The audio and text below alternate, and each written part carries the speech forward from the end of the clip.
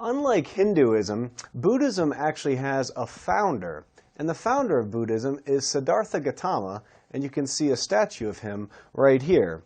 Now, Siddhartha Gautama, he grew up in luxury. His family was extremely well off. However, once he left his compound where he lived, he saw suffering. He witnessed it in the world, and that really changed him as a person.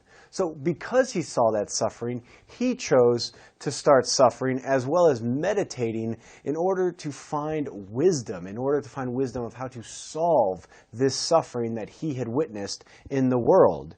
He became called, or he soon became or took on the name of Buddha, which means the enlightened one. And after that, he began to travel around India teaching others about some of his truths or some of his theories.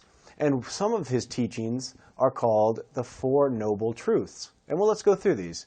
The first noble truth says that life is in fact suffering, and that suffering can be physical or it can be emotional. It can be those two different things. The second aspect of his teaching, or the second noble truth, is that suffering he saw is caused by greed, selfishness, and hatred, a combination of those three things put together. The third noble truth is that the way to end this suffering is to end all desires for worldly things. Because remember, he says that suffering is caused by greed, selfishness, and hatred. So to end suffering, you need to end your desire for the worldly things that cause that suffering. And the fourth and final noble truth is that the way to attain enlightenment is to follow the eightfold path. The way to end this suffering and to gain enlightenment is to follow the eightfold path. Let's take a look at that right now. And as we just said, this eightfold path was the way to reach enlightenment. That's the goal in Buddhism. And this was a set of behaviors, this eightfold path was, that included good moral conduct as well as meditation. In addition to that, the eightfold path is also called the middle way, or the middle way to reach enlightenment.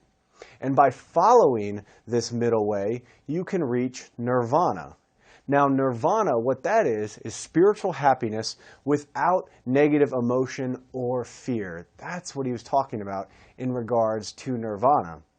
Well, after he started preaching and after he began spreading his ideas, we did see a spread of Buddhism. And in fact, it soon spread across Asia.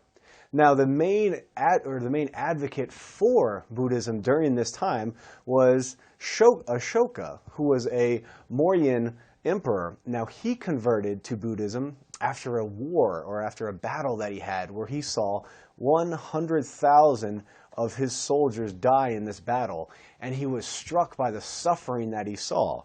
Seeing those 100,000 soldiers, he converted and began to spread Buddhism around his empire. In addition, missionaries carried the religion to Southeast Asia, countries like Laos and Vietnam. You may have seen those earlier in this lesson. In addition, traders carried it into China, where it then spread to Japan. So it went from India into Southeast Asia and up into China as well as into Japan. Finally, Buddhism evolved into many different sects and is often combined with other religions. So there's Buddhism, but then there's also a combination or other religions that go with it. Now, the key thing here is that in India, Buddhism did not really catch on, despite the attempts by Ashoka. However, it is still a dominant religion in Southeast Asia to this very day, scholars.